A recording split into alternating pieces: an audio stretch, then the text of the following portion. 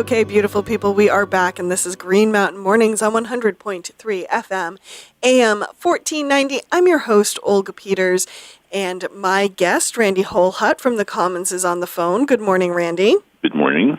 And I want to remind everyone that this segment of Green Mountain Mornings is being filmed by BCTV, and broadcast of Green Mountain Mornings tonight is sponsored by Brattleboro Savings and Loan. Hey, Randy. Yes? Are you ready to party this weekend? There are things going on this weekend like nobody's business. Yes, you'd think it was the Indigenous Peoples Day weekend or something, but now it's decided 2 weeks early to have the jam a weekend full of events and affairs and parties. But the big one, of course, is at the corner of Main and Flat Streets. It's the Latches Party. It's 80. Dun, dun, dun. Happy birthday, Latches. Yes, so this week in the Commons, we have a reprise of a story that Fran Lingard Hansen wrote back in 2011. Mm-hmm. After Irene hit. Mm-hmm. That storm kind of rekindled memories of the hurricane in 1938, which coincided on the original date for opening night at the Latches. So needless to say, after that storm went through, and that was actually today, is the anniversary of the storm. Of the 1938 storm? Yeah, September 21st. Wow.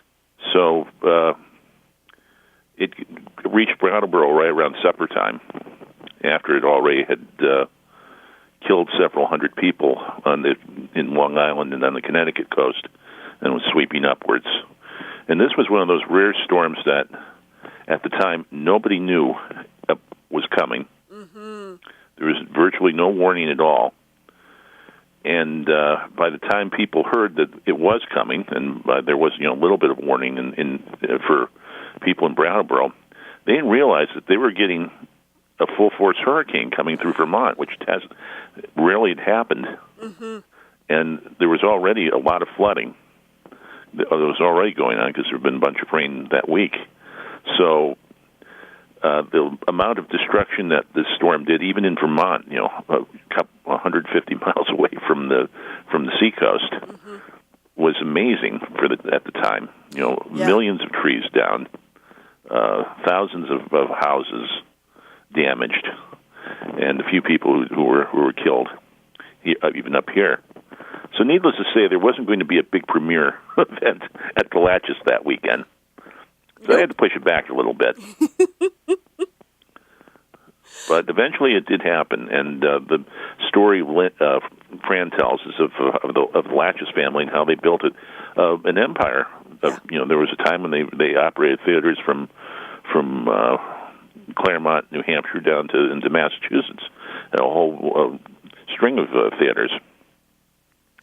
But the flagship was there on Main and Flat Streets, the city within a city, as they called it. This beautiful Art Deco monument to hard work and determination by the Greeks family who came to America and took advantage of the chances they had and made there some other chances and built this wonderful resource that we still enjoy today. That is now turning 80 years old. Yes, the lineup for this weekend is quite the thing. There's a number of free films happening. There's some other musical performances taking place this weekend, and we hope everyone checks it out. They even got Spiro's fruit cart. Oh, no kidding. It's been in storage for a while. That they'll be in the lobby with apples. Oh, fantastic. Oh, that's brilliant. What are some other things happening this weekend? Well, there are lots of other things happening this weekend, like the Roots having their 5th birthday party, and I'm trying to think of other things, but of course the thing I'm thinking about mostly is the Ladies of the Rainbow. Woohoo! Ladies of the Rainbow at the show Eagles. At the Eagles tomorrow night at 8 o'clock. If you haven't got your tickets, I'm not sure how many are left.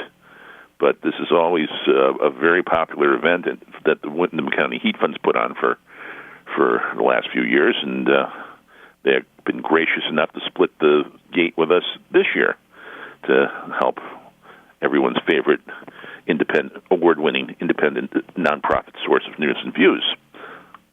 Or so we tell everybody.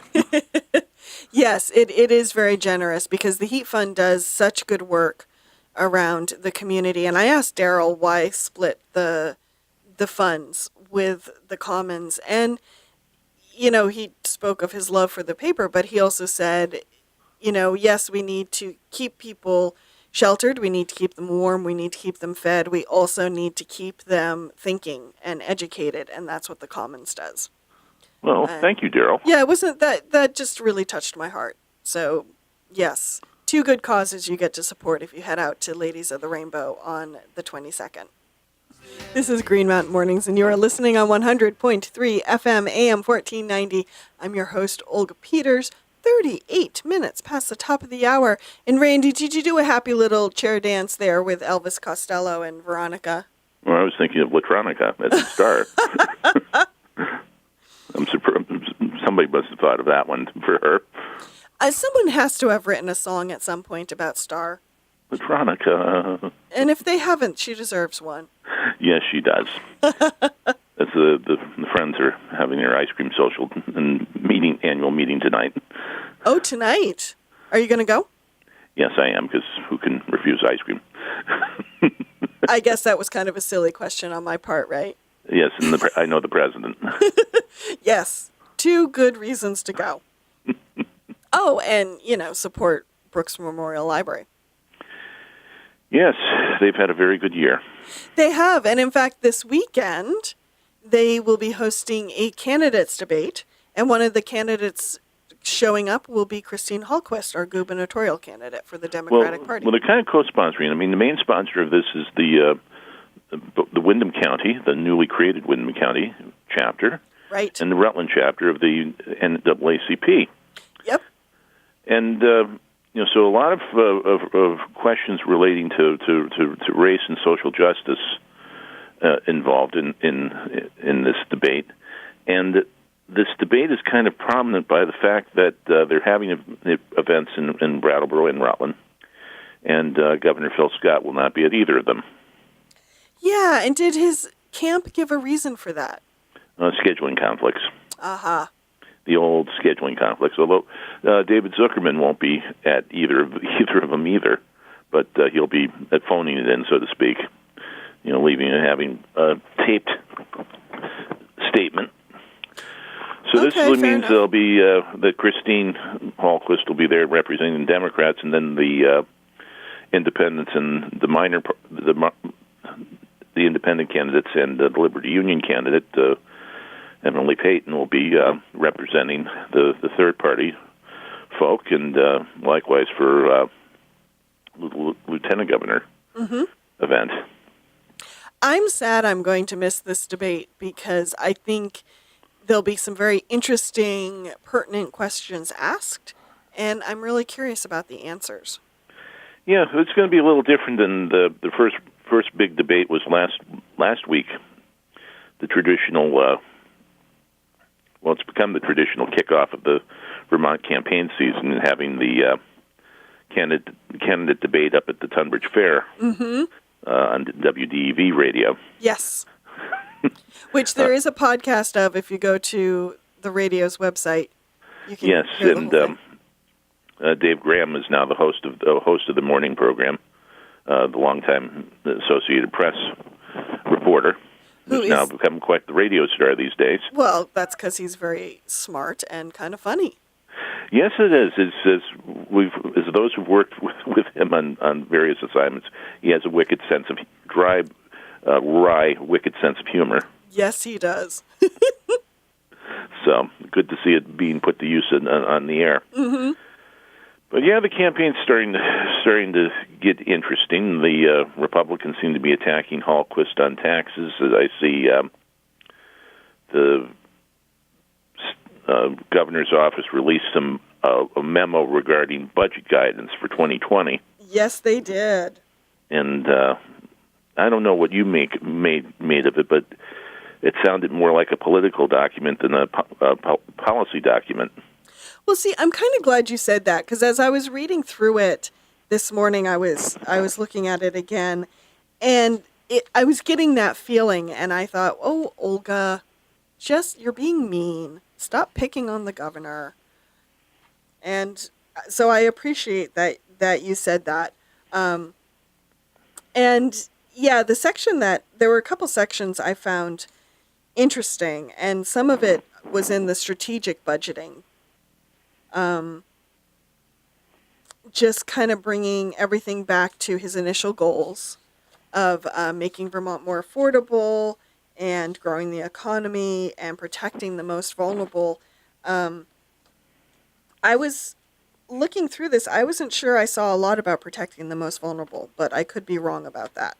No, you didn't, because that was that's just the phrase that he's using, the kind of branding for his policy, and it doesn't get much beyond saying he's protecting the vulnerable.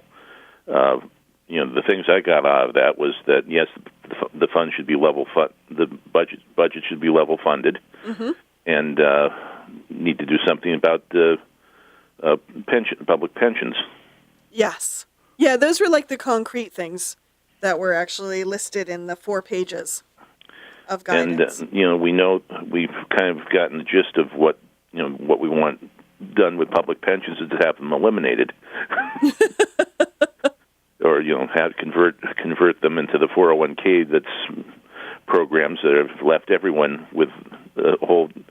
Well, we're up to a second generation of people without adequate savings for retirement, mm-hmm. or adequate income for retirement. Yeah, actually, in some ways, creating another class of vulnerable people. Yes, that will go back to the bad old days when old age equaled poverty. Mm-hmm. Yeah, that things like Medicaid, Medicare, Social Security were supposed to reverse. Well, that seems to be the game plan right now, is that one more tax hike for the 1%ers.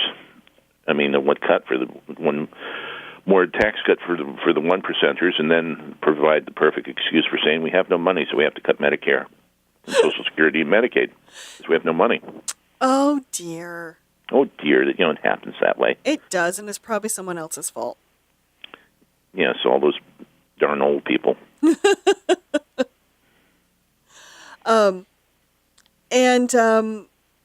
Looking at the governor's guidance, I know you've been following Christine's campaign carefully, but you've also been doing some of the interviews for BCTV's Meet the Candidate series, which you can find online, listeners. What are you hearing for economic development in this round of candidates? And are you seeing any strengths, any weaknesses, any plans or initiatives that excite you or worry you? Well, I think the biggest thing that is kind of unspoken, but all the Vermont gets an awful lot of funding from the federal government, and having Patrick Leahy in Washington means we get more of it, because he finds ways to jiggle the handle and give us funding for keeping LIHEAP, the winter heating fund, mm-hmm. alive for another year. But the main thing is there's no certainty at all of what's going to happen in Washington. Because of what's been happening with the Trump administration and lack thereof of that administrative and long-term thinking. Mm-hmm. And after the elections happen, we have no idea what kind of Congress we're going to have. Right. And we also have no idea what's going to be accomplished after the election. Mm-hmm. So there's a lot of uncertainty involved, and so it's hard to make plans for economic growth when you really don't know whether the growth is real and whether it's sustainable. Right. And Trump inherited a pretty strong economy from President Obama, mm-hmm. and he's managed not to mess it up, but there's the storm clouds on the horizon are the tariffs that he has been imposing on various countries and various products that have the unfortunate effect of hurting, and for starters, farmers. You probably saw the story on Vermont Digger about the Chinese buying less whey from producers like Cabot Creamery because of the tariffs have been slapped on whey and milk on dairy products. Mm-hmm. Or soybeans for our Midwest farmers, and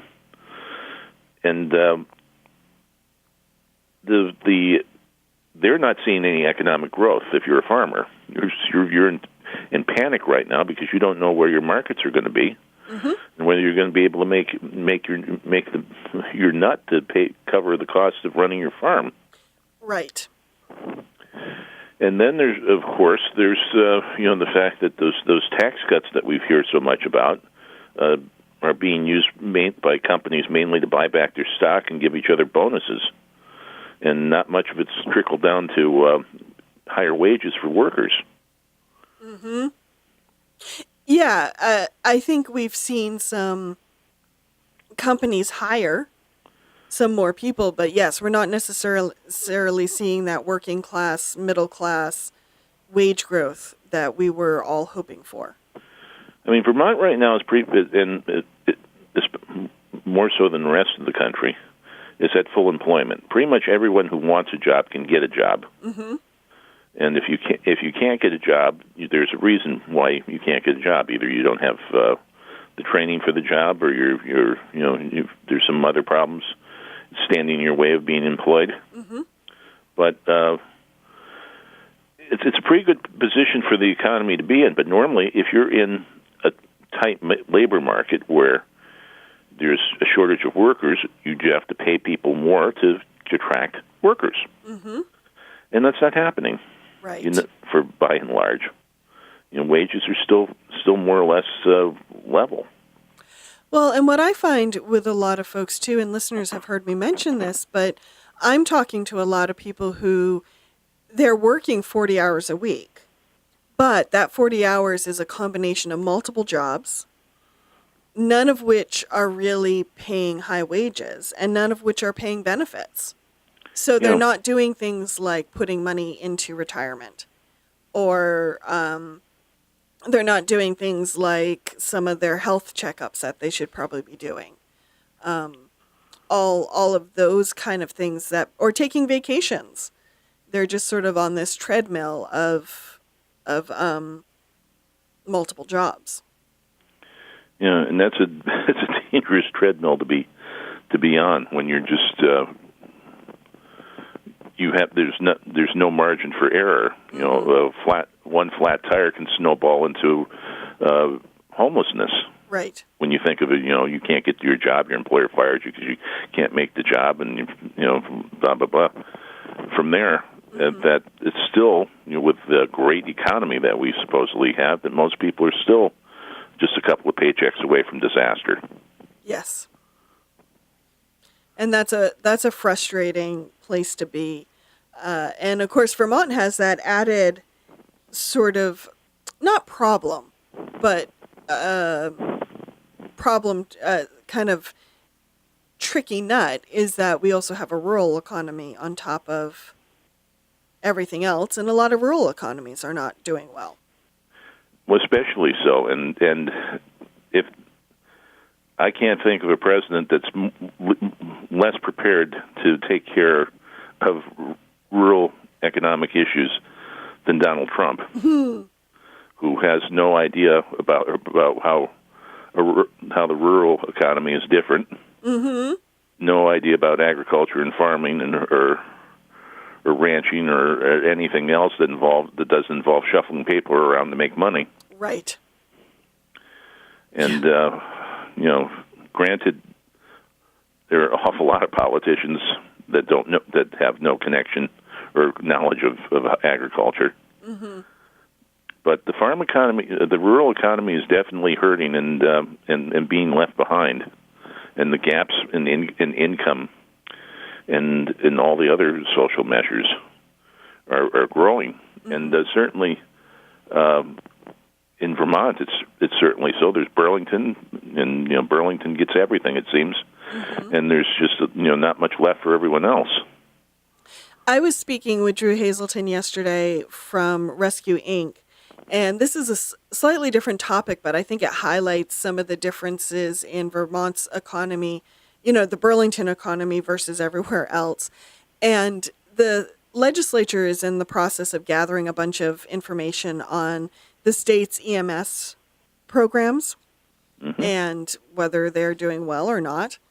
And Drew was telling me that when he's in meetings with folks from the Burlington area, they're like, but we're not EMS is fine. There's no problems with EMS. And Drew says, yeah, in Burlington there isn't, because they have access to multiple hospitals that are fully staffed, that have full slate of services. Whereas, and they're running, I think he said 3 ambulances.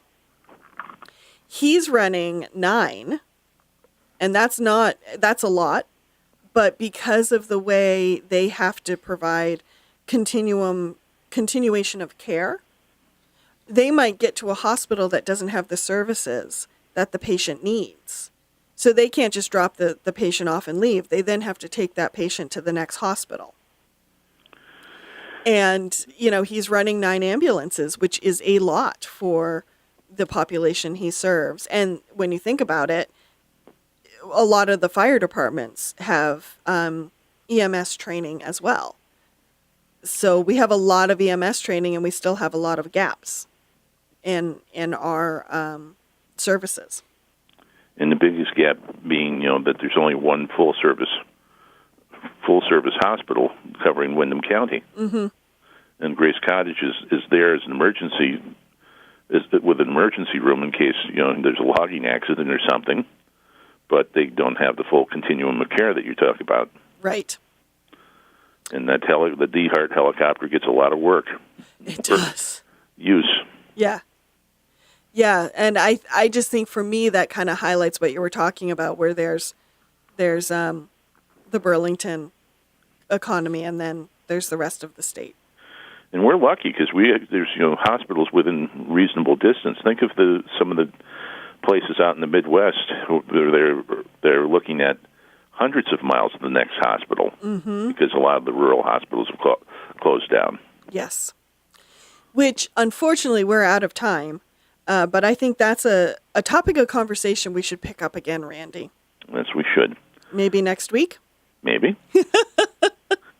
Hey, have a wonderful weekend. You too. Take care. Bye. That's Randy Holhut from The Commons. I am your host, Olga Peters. Here is the weather. I'll return after the break.